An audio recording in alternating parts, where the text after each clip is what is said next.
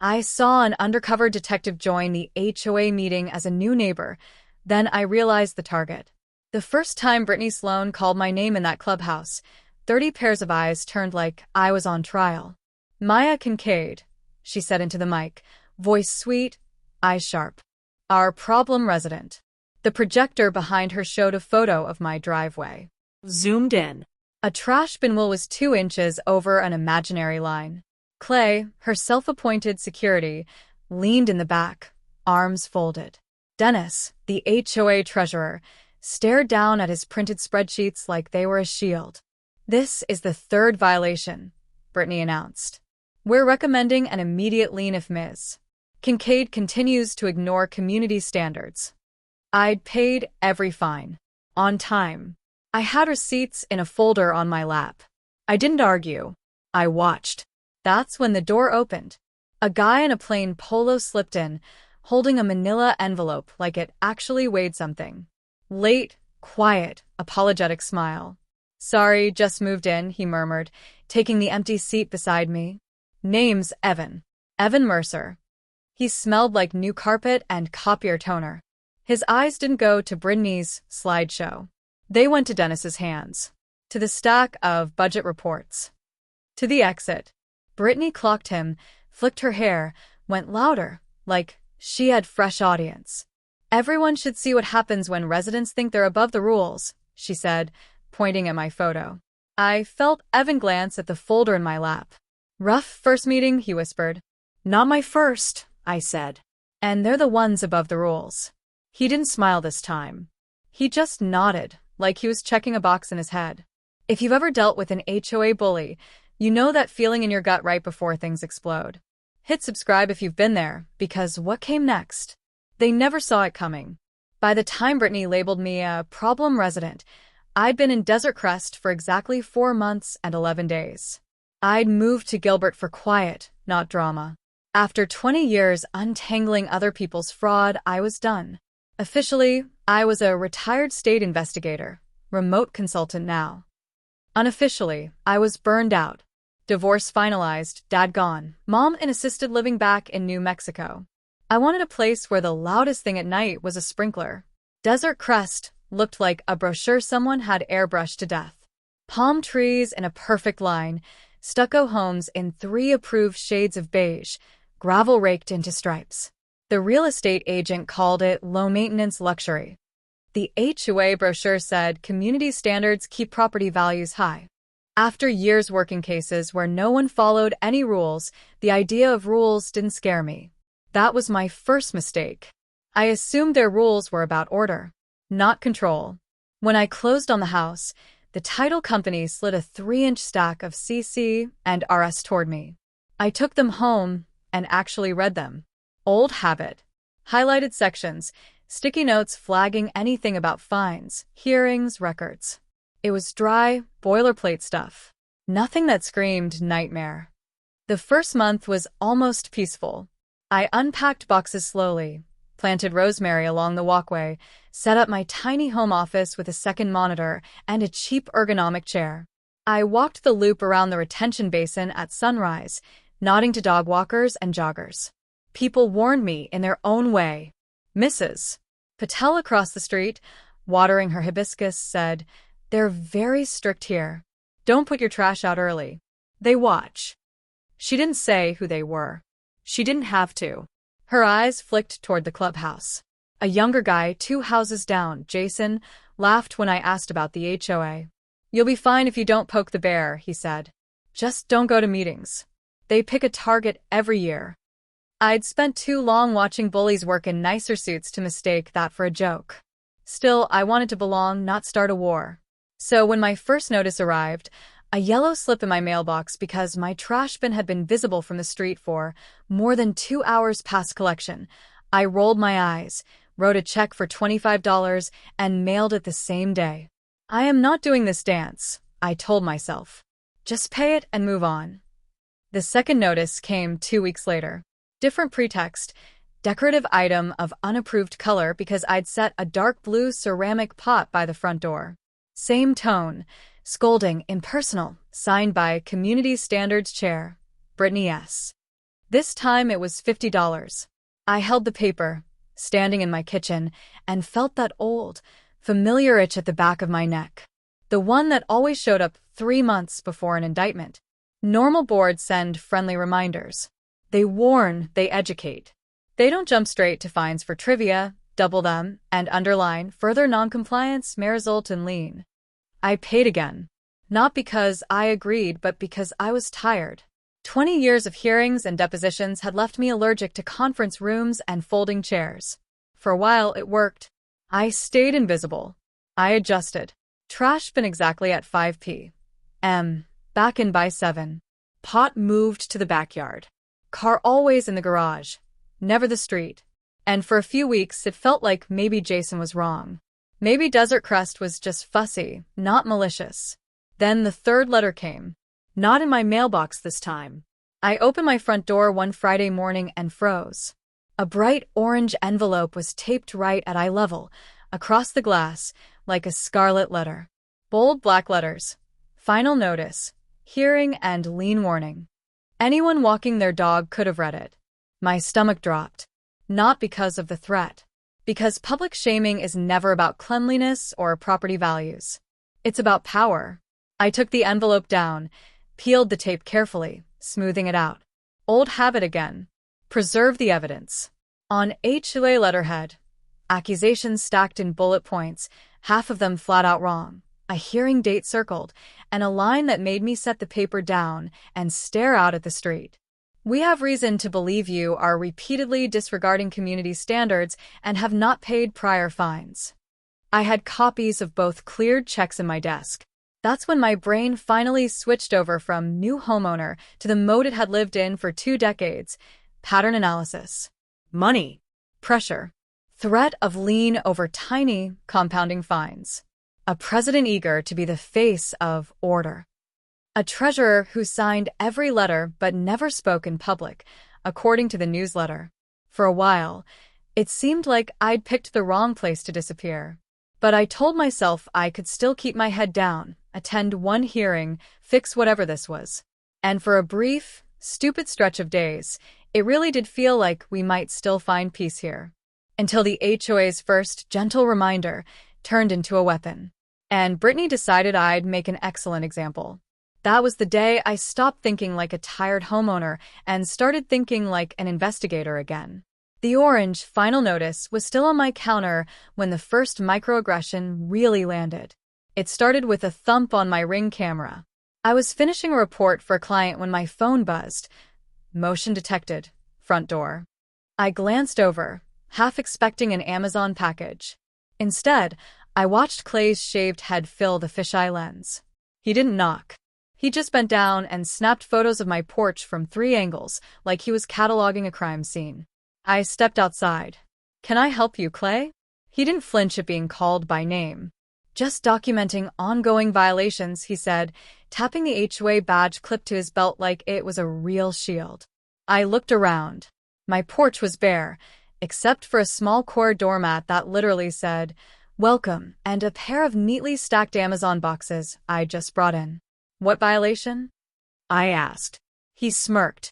"President will explain at your hearing. Make sure you show up." Then he raised his phone and took a close-up of the microscopic chip on my stucco near the doorframe, courtesy of the previous owner. When someone doesn't answer a direct question, they're either hiding something or don't know the answer. Clay was the second kind. Useful idiot, not architect. That afternoon, an email hit my inbox from Community Standards, Desert Crest. No greeting, just, "This is a reminder that visible damage to exteriors must be repaired within 7 days. Failure to comply will result in fines per Section 8. 3B. Photos attached.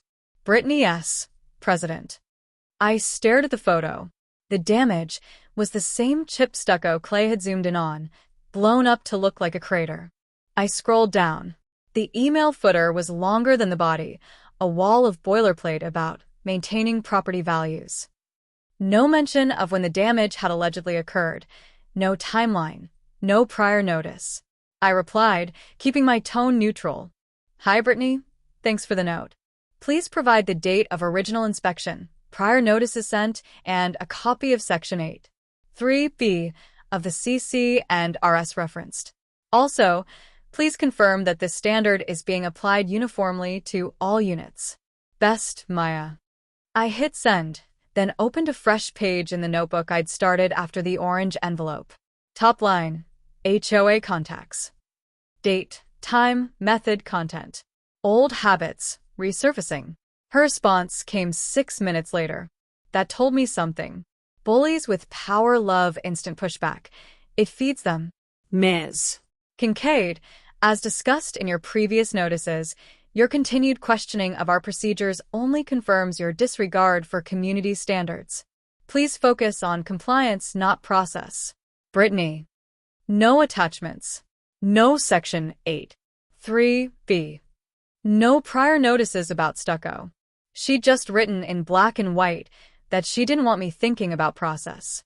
In my old job, we called that a tell. 2 days later, the social side of the campaign kicked in. On my morning walk, I passed the community bulletin board by the mailboxes. A new flyer was posted. Keep Desert Crest beautiful. Report violations anonymously. Underneath, an email address and a note. Protect your property values. Don't let a few residents drag us down. The corner of the flyer had a tiny, approved by Board B. Sloan stamp. Behind me, 2 women I'd seen before, but never met dropped their voices as I walked by. She's the one Brittany mentioned. One whispered. The one always challenging everything. Figures, the other said. New people move in and think they don't have to follow the rules. They weren't talking to me, but they wanted me to hear. Classic soft intimidation. Make you feel like the odd one out the problem until you either submit or move. I kept walking, counted my breaths, logged the details in my head. Time. Place. Words. Tone. Later that week, I got my first noise complaint. Email subject line. Notice of noise violation, 10:42 p.m. According to the letter, my loud television and music had disturbed neighbors on multiple occasions and continued after verbal warning from security chair. I live alone. I wear noise-canceling headphones after 9 p.m. And no one had knocked on my door. Ever. I pulled up my Ring history for that night. The only motion between 9 p.m. and midnight was a cat walking across my step. I screenshotted the timeline, attached it to a reply. Please provide specific details of the alleged noise incident and the name of the residents who complained. Also, note that no verbal warning was issued at my door. See attached Ring log. Best, Maya. No answer. Just silence. Not a misunderstanding, then. A pattern. They weren't enforcing rules. They were building a file on me. Outwardly, I still played along. I patched the stucco myself on a Saturday, more out of pride than fear. I kept my yard pristine. I didn't raise my voice. I waved at neighbors who now avoided eye contact like we'd shared a secret they regretted. Inside, I was doing math. Fines that doubled with no clear schedule. Vague violations nobody would document. Social pressure orchestrated from the top. A security chair inventing facts. In my old world, we followed the money. Here, the money flowed through Dennis, the quiet treasurer who signed my orange envelope. At that point, I still thought this was just Desert Crest hazing the new girl who asked too many questions. I didn't realize yet that I was bumping into a revenue stream, and that these small violations were only the first layer of a much bigger game. That day, I told myself it was just one overzealous president and her pet enforcer. I had no idea it was only the opening move. If you've ever watched an HOA pick a target over nothing, hit like, because this nothing? It was just their first test. 2 weeks after the fake noise complaint, the social temperature in Desert Crest had shifted a full 10 degrees, and not in my favor.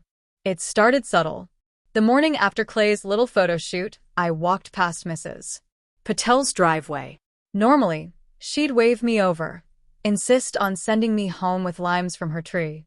This time, she saw me, hesitated, and suddenly found something very interesting on her phone. A silver SUV slowed as it passed. The couple inside, matching visors, matching water bottles, stared straight ahead like I was a utility pole. Before, We'd swapped small talk about the heat. Now, nothing. That's how you isolate a target. You don't have to tell anyone not to talk to them. You just plan enough of a story that people decide on their own it's safer to look away.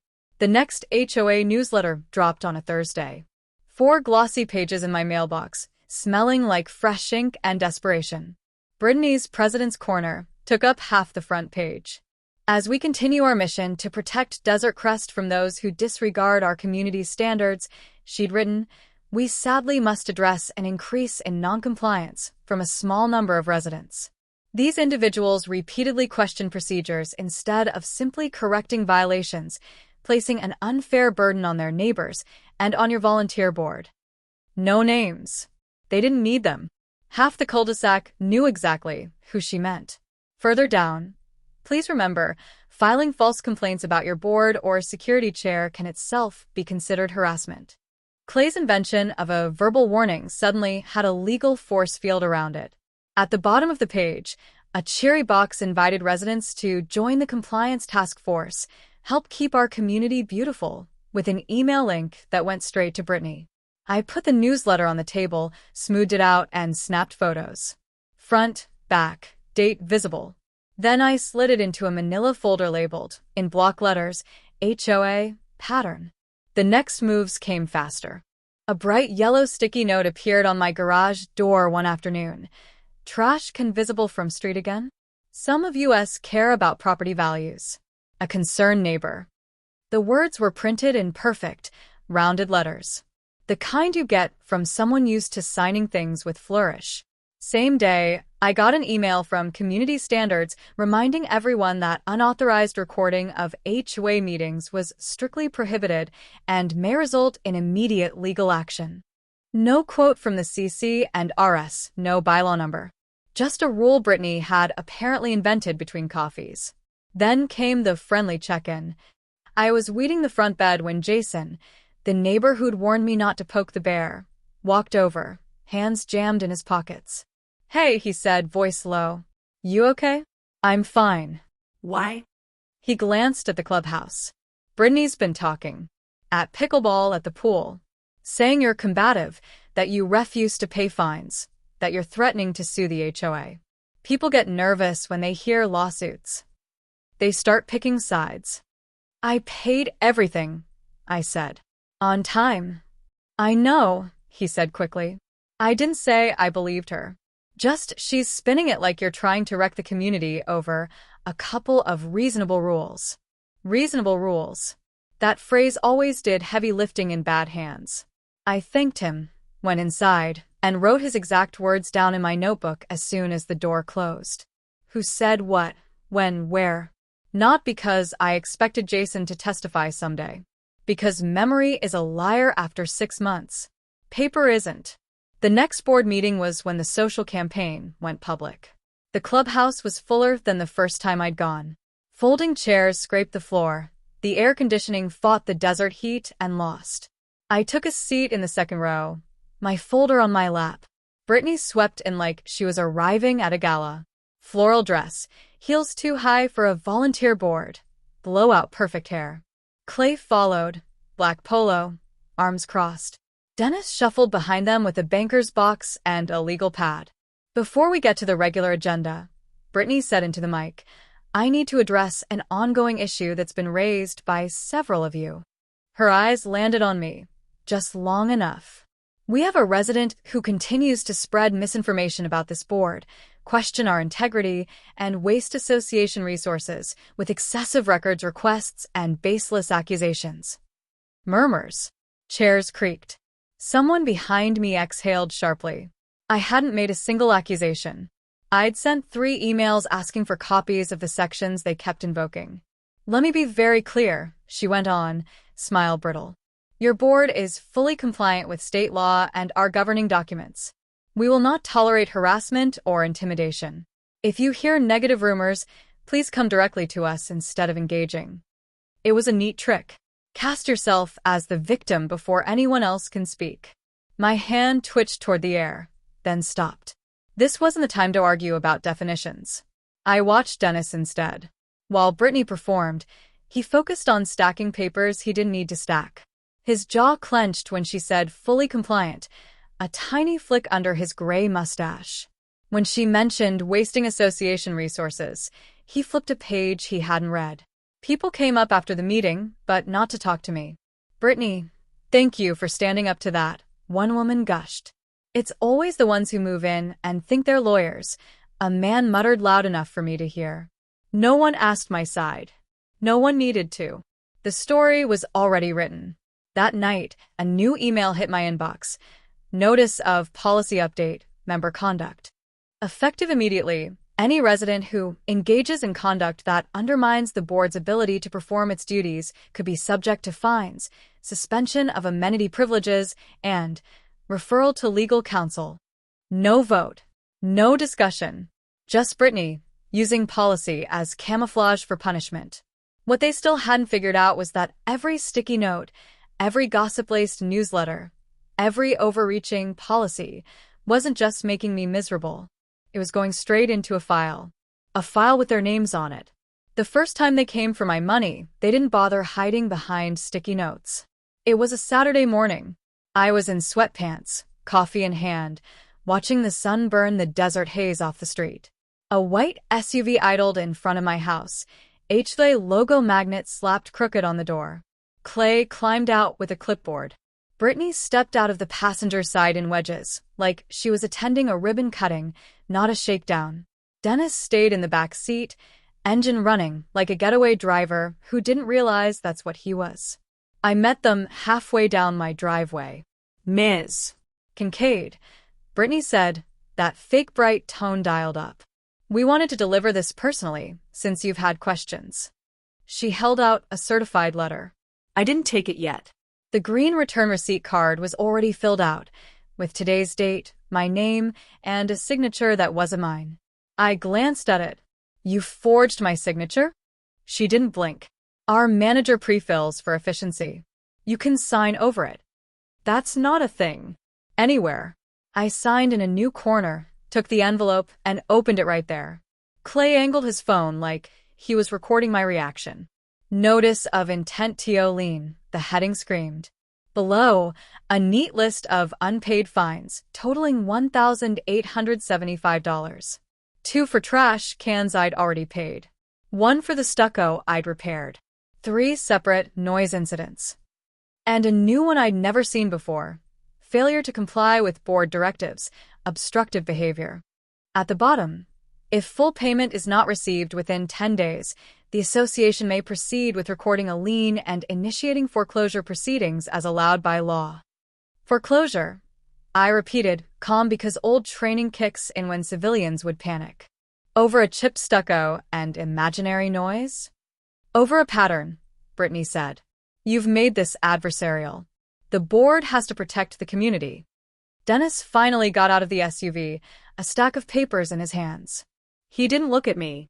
We've documented everything, Brittany added, tilting her chin toward him. Dennis.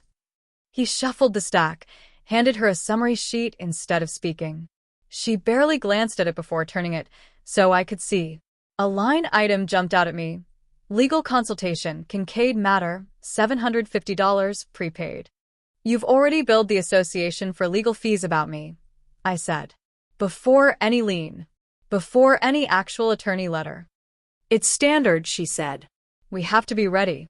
Your behavior has forced us to allocate resources. You can avoid additional costs by simply paying and agreeing, in writing, to cease disruptive requests. There it was. The real goal. Disruptive requests, I repeated. You mean asking for copies of sections you cite in violation letters? Clay shifted his weight. You're scaring people, lady, he said. Nobody wants cops and lawyers around here. That told me exactly what they were banking on. Fear. Most people will pay anything not to see the word foreclosure next to their name. Most people won't call their bluff. I wasn't most people. Unfortunately for them, I'd spent 2 decades reading manufactured paper trails. Under Arizona law, I said slowly, you're required to provide an itemized, accurate accounting of any amounts claimed due, including dates, copies of prior notices, and the authority for each fine. I've requested that from your office 3 times. I've received nothing. Brittany's smile thinned. Our attorney has advised us we are in full compliance. If you want to involve outside parties, that's your choice. But remember, legal action will increase costs for you and for the association. Translation: We're gambling you won't dare. 10 days, she repeated, sweet again. After that, it's out of my hands. That line was interesting. Presidents who say out of my hands about money are either clueless or covering for someone. My eyes went to Dennis. Do you sign the checks, Dennis? I asked. He startled, just a fraction. The management company issues payments per board-approved budget, he muttered. We follow process. Which is where exactly? I asked. I've requested the last 12 months of financials. State statute gives you 10 business days to produce them. We're past that. Brittany cut in fast. We are under no obligation to indulge fishing expeditions from residents with a history of noncompliance. There. An outright lie on my doorstep, with witnesses. I let a beat of silence stretch. Clay shifted again. A sprinkler clicked on down the street. Across the way, a curtain moved, someone watching. I looked Brittany dead in the eye. You're right about one thing, I said. This has become adversarial. Not because I asked for rules. Because you thought foreclosure would scare me into shutting up. I didn't raise my voice. I didn't threaten. I just turned, walked back inside, and closed the door gently. At my desk, I laid the letter flat, took time-stamped photos, front and back. I clipped it to the orange envelope and the newsletter and the emails. The file was beginning to look very familiar. Pressure, inflated fees, manufactured urgency, misuse of legal language. It stopped being about my stucco right then. This was a revenue model. If they were willing to falsify my balance and forge a signature to squeeze $2,000 out of one resident, they weren't doing it once. And if there were victims, there was paper. In my old life, that combination always led to the same conclusion. They weren't going to stop. And if I didn't do something, they were going to crush a lot more people than me. Drop a comment if you've ever had an HOA try to scare you into paying something you didn't owe, because this threat? It was the push I needed to change the game entirely. The lien letter sat open on my desk like a dare when everything finally clicked. This wasn't sloppiness. It was a system. Up until then, I'd been reacting. Patch the stucco. Pay the fine. Log the nonsense. Hope logic would eventually embarrass them into backing off. Looking at that inflated balance sheet, with legal consultation already prepaid, I saw the pattern I'd spent 20 years chasing in other uniforms. They weren't enforcing rules. They were monetizing fear. Trash can here, chip stucco there, that was camouflage. The real play was in those line items residents never saw: administrative fees, legal reserve, compliance operations. Small enough individually that nobody questioned them. Big enough, spread across 200 homes, to become a slush fund. Brittany loved the spotlight, but she didn't have the patience for this kind of structure. Clay couldn't add two numbers without a calculator. That left Dennis, the quiet treasurer who wouldn't look me in the eye when we talked about accounting. I pulled out the stack of CC and RS again, this time with a prosecutor's eye, not a tired homeowner's. State statute. They had 10 business days to provide basic records on request. They were 3 weeks late. The bylaws. Annual audits required if requested by a certain percentage of owners. Nobody ever requested because nobody knew they could. I flipped to the fine schedule. There it was in black and white. Maximum penalty amounts much lower than what they'd billed me. No mention of obstructive behavior. No authority for policy updates without a vote. They weren't just bullies. They were out of bounds, on paper. I opened my notebook to a fresh page and wrote 3 words at the top. This is fraud. Not the cinematic kind. The slow, boring, devastating kind where people lose homes because they're scared and uninformed. Once I named it, the fatigue I'd been dragging around for months burned off. Muscle memory took over. I didn't argue. I planned. Step 1. Lock down my own exposure. I drafted a certified letter to the management company, not Brittany, disputing the invalid fines, demanding a full ledger, and explicitly stating I did not consent to any lien based on inaccurate charges. Every sentence anchored to a statute number, nothing emotional they could twist. Step 2. Widen the lens. If they were running a pattern on me, I wasn't their first or only mark. I started compiling every name I'd heard whispered in the same tone they used for mine. The widow at the end of the cul-de-sac who'd had to sell. The older vet Clay called crazy for complaining about a surprise special assessment.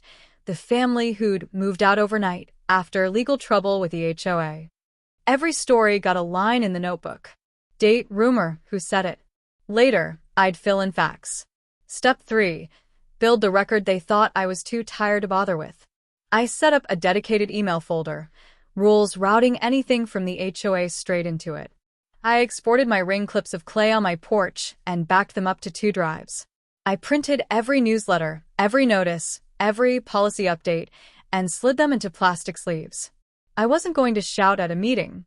I was going to hand someone a clean, indexed file they could walk into court. Somewhere around midnight, with my dining table covered in paper, I realized I wasn't the only one watching them.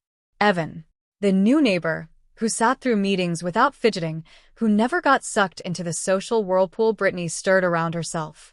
The guy who asked Dennis innocent questions about reserve studies and vendor contracts like he was making small talk.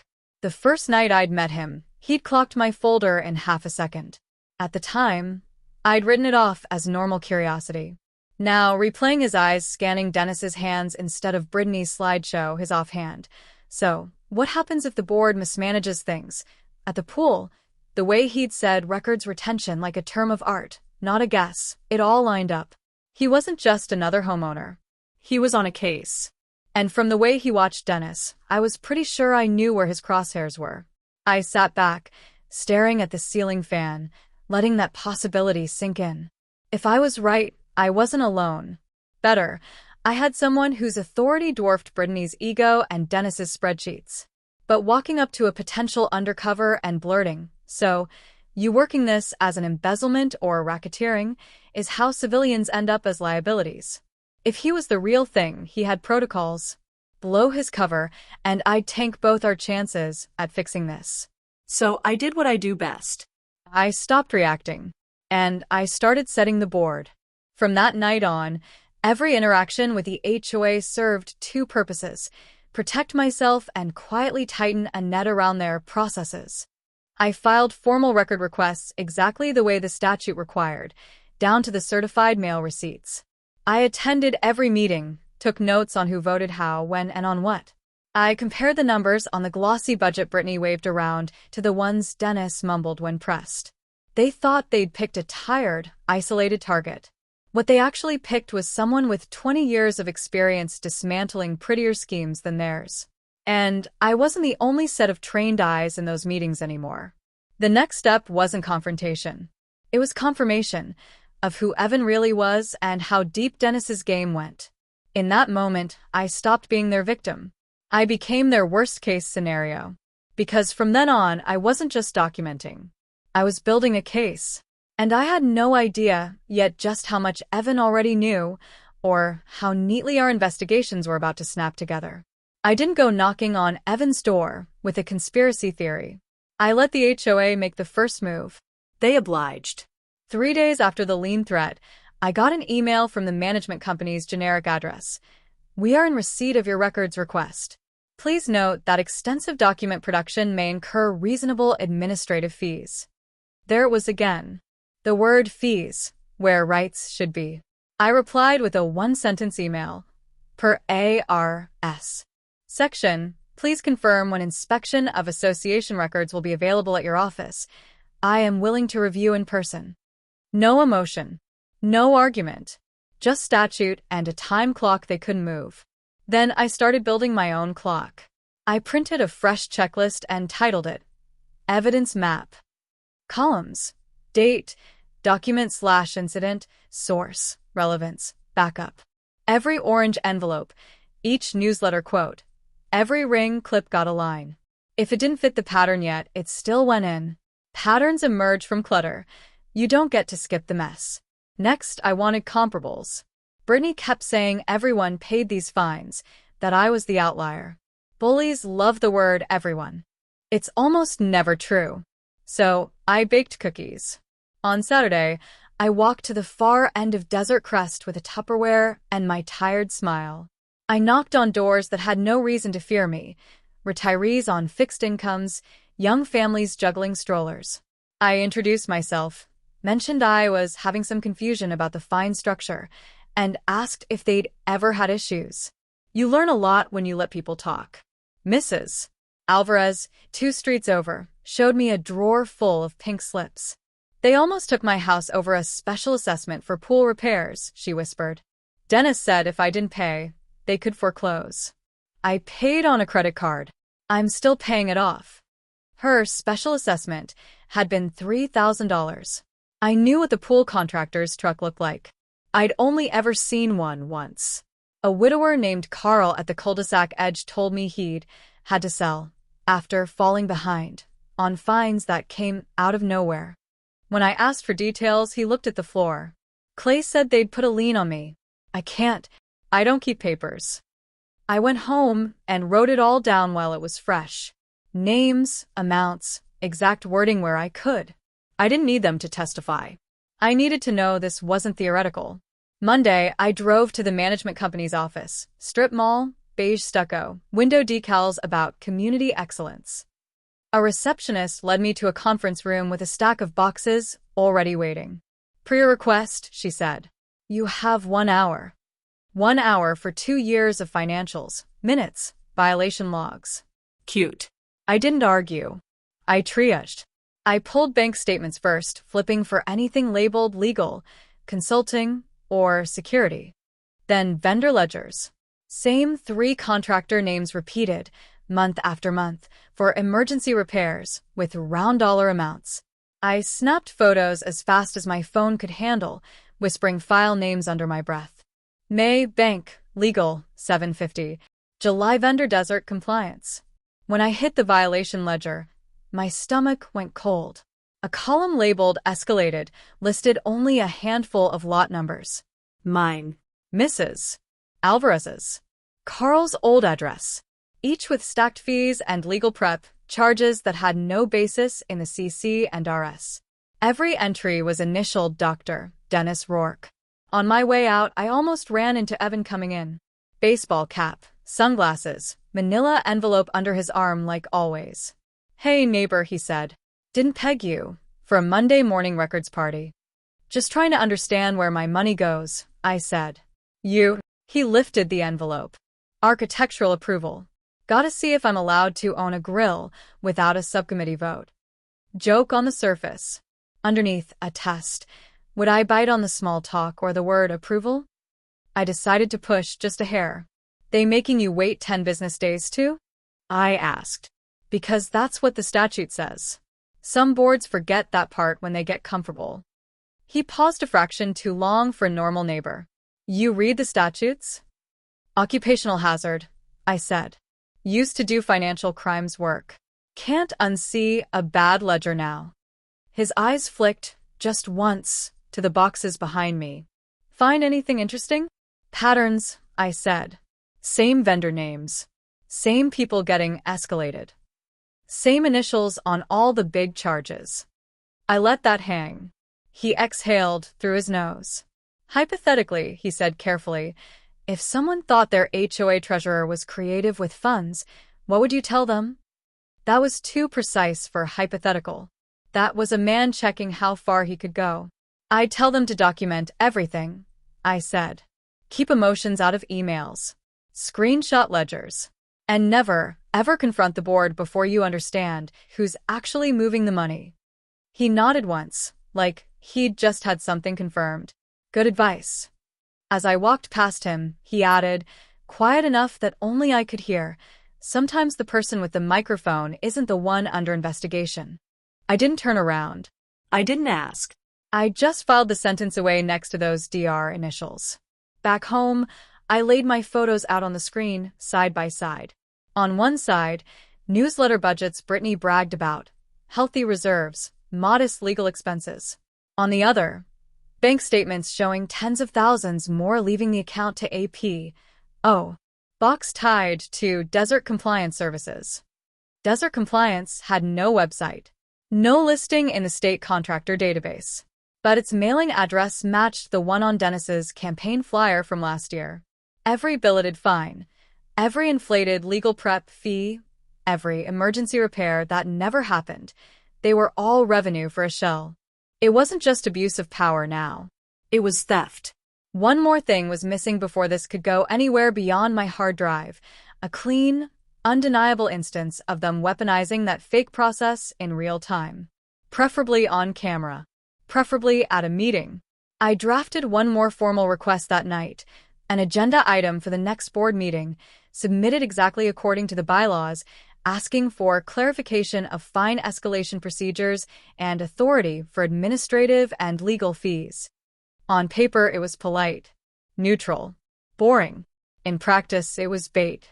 All I needed now was for Brittany to take it, and for Dennis to sign his initials one more time where everyone could see. And if you've ever built a case brick by brick against someone who thought you were just being difficult, hit subscribe, because the trap only works if they're arrogant enough to walk right into it. My agenda request did exactly what I needed it to do. It poked Brittany's ego and brushed Dennis's numbers at the same time. 2 days before the meeting, the updated agenda hit everyone's inbox. Item 5. Discussion, clarification of fine escalation procedures, requested by member. No name. That omission was deliberate. It let her frame me however she wanted in the room. The morning of the meeting, the clubhouse parking lot looked different.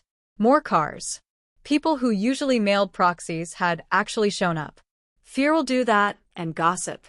I got there 15 minutes early and picked a seat with sightlines. I could see the board table, the projector, and the door.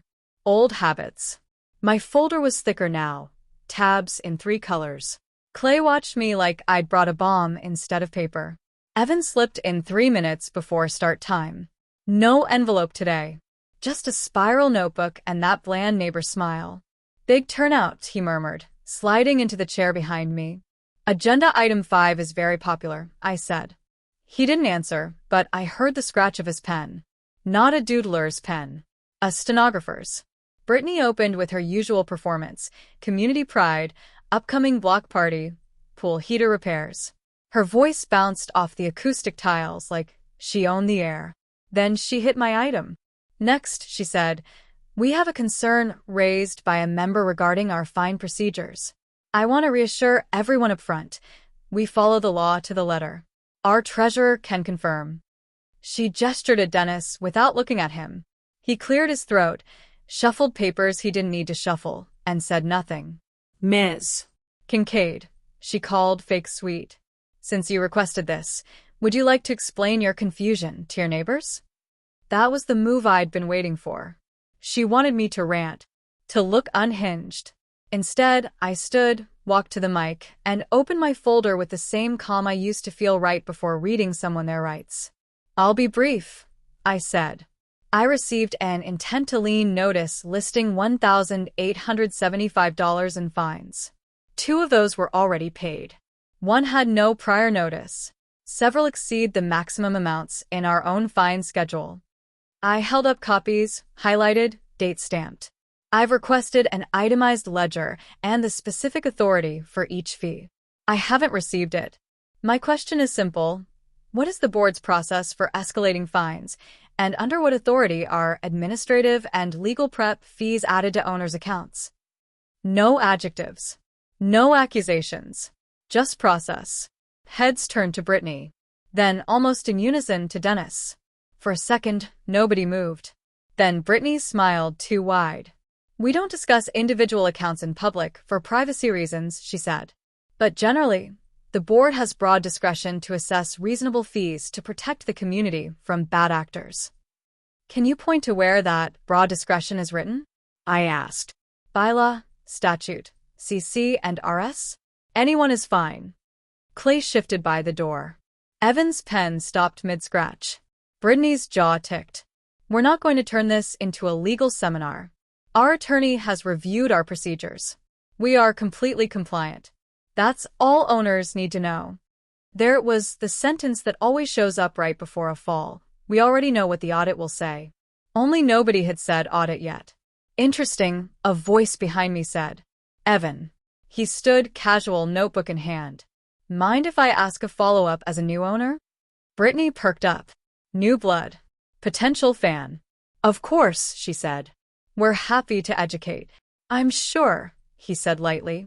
You mentioned an attorney reviewed your procedures. As an owner, I'd love to see that opinion letter. That's association property, right? Part of the records we can inspect under state law? The room went very still. A couple of people glanced at me like I'd planted him. Brittany's smile froze. Our communications with counsel are privileged, she said. Not subject to owner inspection. That's one way to look at it, he said. Another is that invoices and payments to that counsel, amounts, dates, purposes, are financial records, which are absolutely open to owners. Especially if those legal prep charges are being tacked onto individual accounts to justify liens and, say, foreclosures. Dennis finally spoke. Our financials are in order, he muttered. Any owner can review the budget at the annual meeting. But not the actual bank statements?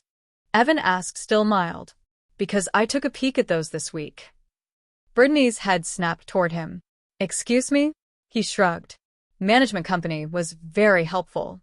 When a guy walks in with a subpoena, they usually are. The word hit the room like a dropped glass. Brittany laughed too high. Is this a joke? Evan reached into his pocket and pulled out a slim leather wallet. He flipped it open, not flourish, no TV drama, just enough for the front row to see the badge and ID. Then, he laid it flat on the table in front of Brittany and Dennis. Detective Evan Mercer, he said quietly. Financial crimes. And for the record, ma'am, this meeting is now evidence. For half a heartbeat, nobody breathed. Then 3 things happened at once. Clay stepped forward like he was going to throw Evan out. Dennis went pale and reached for his box of papers. And Brittany, without even realizing what she was revealing, blurted the one sentence that told me our bait had worked better than either of us could have planned. You told me the audit wouldn't find anything, she snapped at Dennis. Audit. The one she'd just sworn didn't exist. Across the room, a couple of owners who'd been nodding along with her all year suddenly looked like they'd swallowed gravel. The trap had sprung. But pulling their mask off in that room was just phase 1. Because Evan and I weren't here just to embarrass them. We were here to cut off the money, and that part of the plan was about to hit them where they actually felt pain. They thought a lien letter would scare me into silence. They had no idea the next move was going to freeze every account they'd been quietly bleeding for years. And when they called an emergency meeting to fix it, that meeting would turn into the stage for their public fall. For a second after Evan laid his badge on the table, the only sound in the room was the hum of the AC fighting the Arizona heat. Then Brittany laughed. Too loud, too sharp. Okay, very funny, she said. Is this some kind of prank? Because impersonating law enforcement is. That'd be a problem. Evan cut in calm. Good thing I'm not impersonating anyone. He slid a folded sheet from his notebook and set it beside the badge. This is an order to preserve association records. Bank statements, ledgers, violation logs, vendor contracts, emails regarding enforcement decisions. No shredding, no lost in the move. Understood? He didn't raise his voice. He didn't have to. Half the room leaned forward to read. Dennis's hand hovered over his box like he'd been burned. We follow retention policy, he stammered. Evan's eyes went to the initials on the top page visible in that box. Doctor, he clocked it, then looked up. I know you do, Dennis. That's why I've already got copies from the management office. A low ripple moved through the chairs. Somebody whispered, What the hell is going on? Brittany tried to seize the mic back. This is outrageous. You have no authority to disrupt a private HOA meeting. Clay, please escort. Clay took one step, then froze as the clubhouse door opened. 2 uniformed officers stood there, flanked by a woman in business casual with a state seal on her badge. The room inhaled as one. Ma'am, the woman said to Brittany, we're here on behalf of the Attorney General's office. This won't take long if everyone cooperates. The color drained from Brittany's face. Attorney General, she squeaked. Over what? Alleged misappropriation of association funds, the woman said, and fraudulent lien threats to owners. We've received multiple complaints. Her eyes flicked just once to me. I didn't move. I just watched. Evan turned slightly, so his voice carried. To be clear, this isn't about one trash can or one chipped wall, he said. We're looking at patterns. Inflated legal fees, shell vendors like desert compliance services, and selective enforcement used to justify foreclosure threats. A murmur swept the room at that name. Mrs. Alvarez's hand shot up, trembling. That's all my statements, she said. $3,000. Dennis finally snapped. This is a witch hunt, he barked.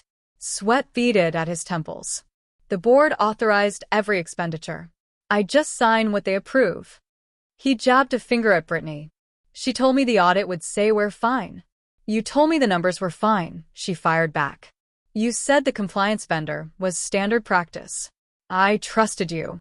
There it was, co-conspirators turning on each other in front of 50 neighbors and 2 cameras.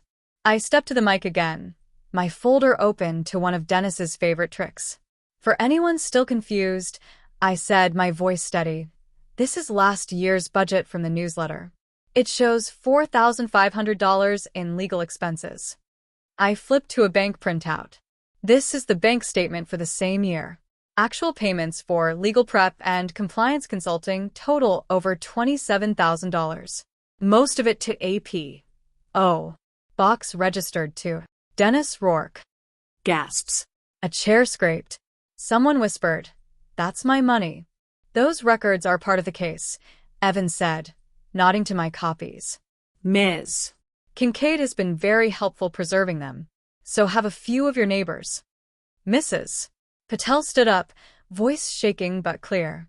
You told me if I didn't pay the assessment I could lose my house, she said to Brittany. I sold jewelry to cover it. Was that a lie?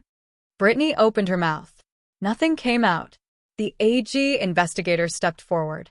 Right now, we're freezing association accounts until an independent audit is completed, she announced. No new contracts, no transfers, no collection actions. Mr. Rourke, we'll need you to come with us to answer some questions about these vendors. Dennis clutched his box to his chest. You can't just...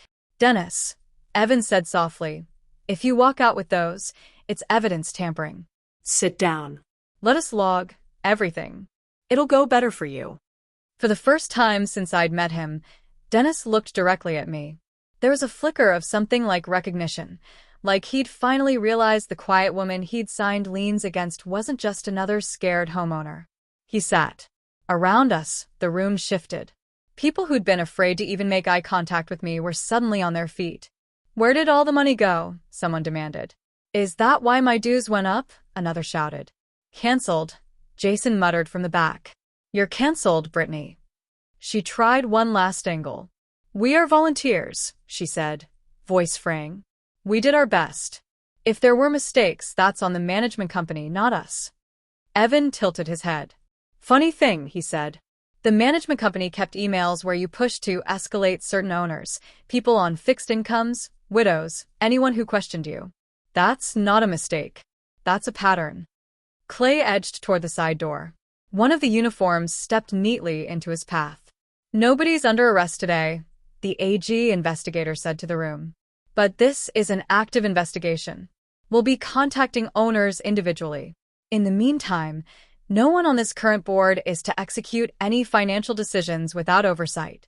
Understood? Half a dozen heads nodded. None of them belonged to Brittany. I closed my folder. I didn't feel triumphant. I felt still.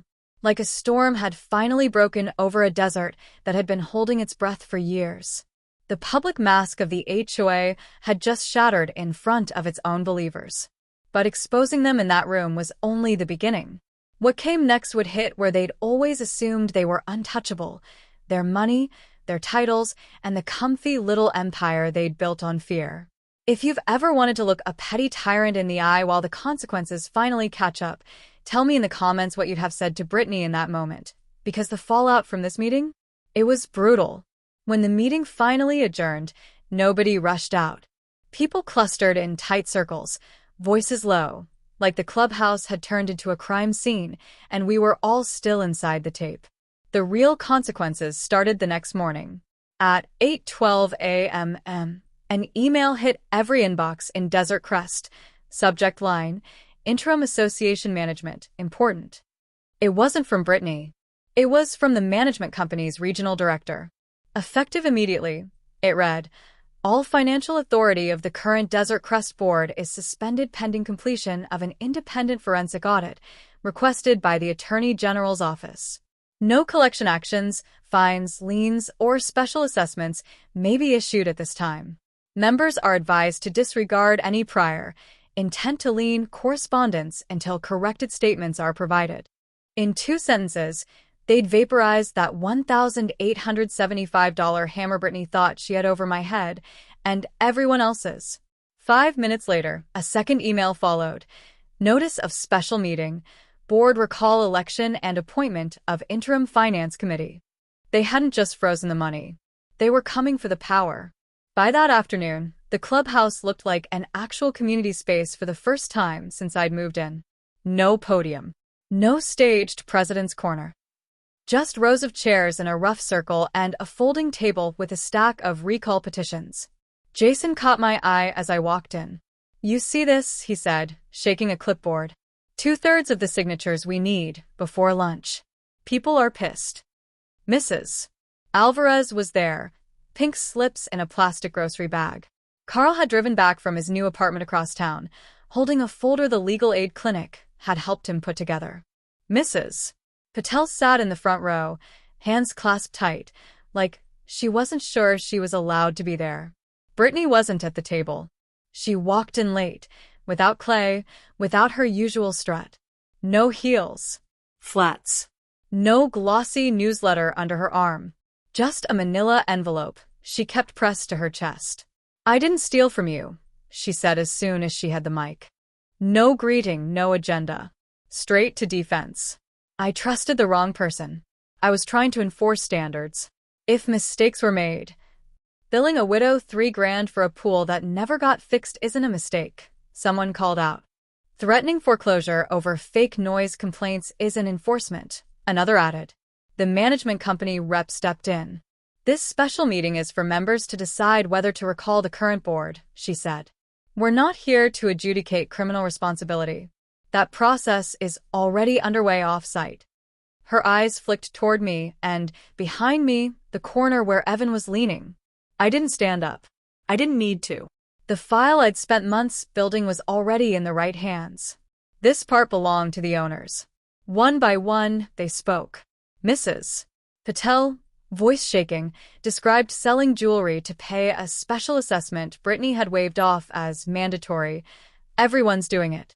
Carl explained how Clay had told him, on a quiet Tuesday afternoon, that guys like you lose houses over this stuff all the time, and how he'd signed a payment plan he didn't understand because the word foreclosure made him see his late wife's face.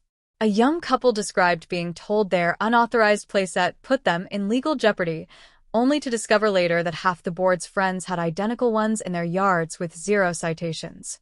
Patterns. Over and over. When the petitions finally came around to me, I signed my name without ceremony. No victory lap. Just ink on paper. The vote wasn't close. By written ballot, counted twice in front of everyone, Brittany was removed as president. 2 other board members went with her. Dennis had already resigned for health reasons that morning. The management company announced his resignation as a formality, but everyone in the room knew better. In his place, the members voted to install an interim finance committee, 3 owners with actual accounting backgrounds, plus an outside auditor appointed by the AG's office. Their first act, right there on the spot, was simple. All prior fines issued in the last 24 months are hereby stayed pending review. One of them read from a hastily typed motion. No lien or collection activity may proceed without written confirmation from the independent auditor that the underlying charge is valid and authorized by governing documents and statute. It passed unanimously. The threat Brittany had waved around like a weapon for months evaporated in a single page of boring, precise language. After the meeting, people I'd only ever seen avert their eyes crossed the room to talk to me. I'm sorry, Mrs. Patel said, gripping my hands. I believed her when she said you were causing trouble. You didn't owe me anything, I told her. You owed yourself questions. You're asking them now. That's what matters. Jason shook his head. I told you not to poke the bear, he said. Turns out the bear was skimming off the picnic fund. Outside on the sidewalk, Brittany caught up to me. Her mascara had bled at the corners. Are you happy now? She asked, voice raw. You ruined my reputation. My career. For what? Some fines? A year ago, I might have snapped back. Instead, I just looked at her. You did that, I said quietly. All I did was keep receipts. She opened her mouth, searching for the old righteous script, community standards, protecting values, all the phrases that had always worked before. None of them came. She turned away without another word. A week later, another email went out. Preliminary audit findings. Over $60,000 in unapproved payments to desert compliance services and similar shells. False legal fees passed through to specific owners. Violations of state records law. The AG's office recommended civil penalties, restitution, and referral for criminal charges against Dennis and any board member shown to have knowingly participated. Brittany's name was on that list. The management company, sensing which way the wind was blowing, offered to waive its next quarter's fees and help the new board implement reforms, transparent online ledgers, automatic sharing of agendas and minutes, clear fine schedules that matched the CC and RS instead of someone's mood. It wasn't generosity. It was survival. My own mailbox looked different, too. The orange envelope stopped. In their place, I got a plain white letter from the interim committee. After review, it read, all fines previously assessed to your account have been found improper and are hereby removed. Your account balance is 0. We apologize for the distress caused.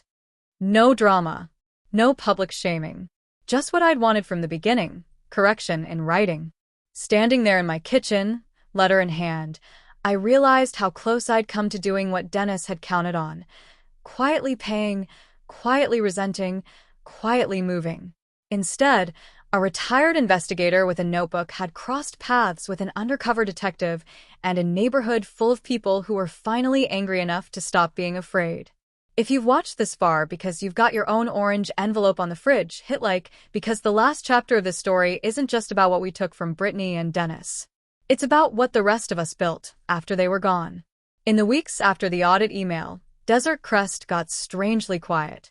Not the fearful quiet from before, curtains twitching, whispers at the mailbox, but the kind that happens after a storm finally wrings itself out.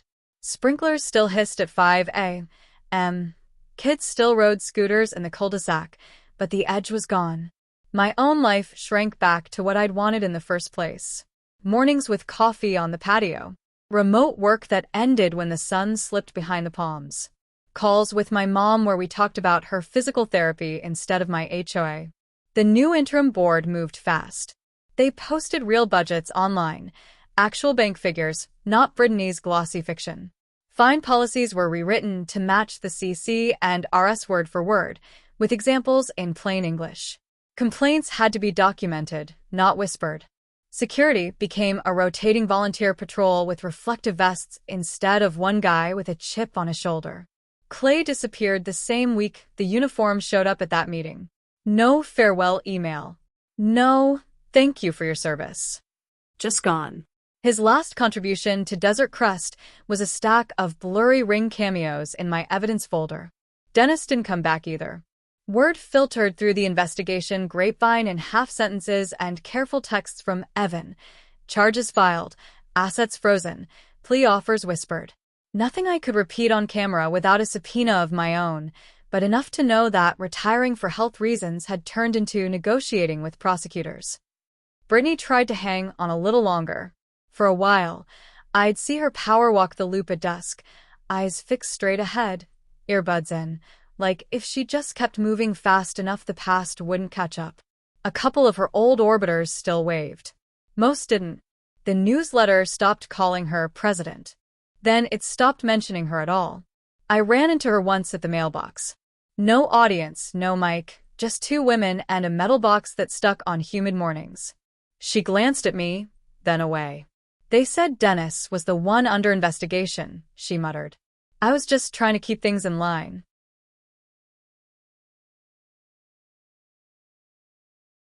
I thought about the orange envelope on my door, the forged signature, the way she'd said problem resident into that microphone like she was handing down a sentence. Keeping things in line doesn't require lying about audits, I said, or threatening foreclosure over made-up noise complaints. She flinched. For once, she didn't have a speech ready. I didn't think anyone would push back, she admitted, barely above a whisper. People usually just pay. There it was, the whole philosophy of their little empire, in one tired sentence. I didn't lecture her. I just said, that's the problem, and let the silence do the rest. A month later, her house went on the market. The listing said motivated seller. No open house balloons. No HOA endorsement in the footer. The night the sale closed, Evan knocked on my door with 2 coffees. Figured we should at least have one normal neighbor chat before I disappear into paperwork hell, he said. We sat on my porch, watching a kid chalk crooked hopscotch squares across the sidewalk. You know, he said, when this landed on my desk, Desert Crest was just a file name. Planned community, suspected embezzlement, pattern of aggressive collections. Then I walked into that first meeting and Brittany announces you as the villain of the month. He shook his head. I thought, of course the one person asking for records is the one they're trying to bury. I wasn't trying to be a hero, I said. I just wanted them to follow their own rules. That's usually how it starts, he said. Somebody tired, who knows what a real process looks like. The AG's office would take the credit in their press release. The new board would get thanked at potlucks. I was fine with that. My satisfaction came from quieter things, logins that let any owner see the ledger, meetings where questions weren't treated like attacks, mailboxes with nothing taped to the glass. Sometimes neighbors asked me to look over a notice or explain a line on a budget. I'd walk them through it, show them where the authority was or wasn't on paper. I don't mind helping, I'd tell them. But you can read this stuff too. That's the point. The truth is, I didn't move to Desert Crest to start a war. I moved here to stop fighting. But when someone uses rules as a weapon, the only thing that stops them is someone who knows the rules better than they do and is patient enough to play the long game. We didn't fix every problem. No community ever does. There will always be another board, another personality, who likes the sound of their own gavel a little too much. But here, for now, the fines match the bylaws. The audits are real. And if someone tries to build another little fiefdom on fear, they'll have to do it in the open, with a room full of people who've already seen how that story ends. In that neighborhood, the war with the HOA was over. But for those who know the system from the inside, they know there's always another committee president somewhere who thinks they're above the law. Subscribe to the channel and watch the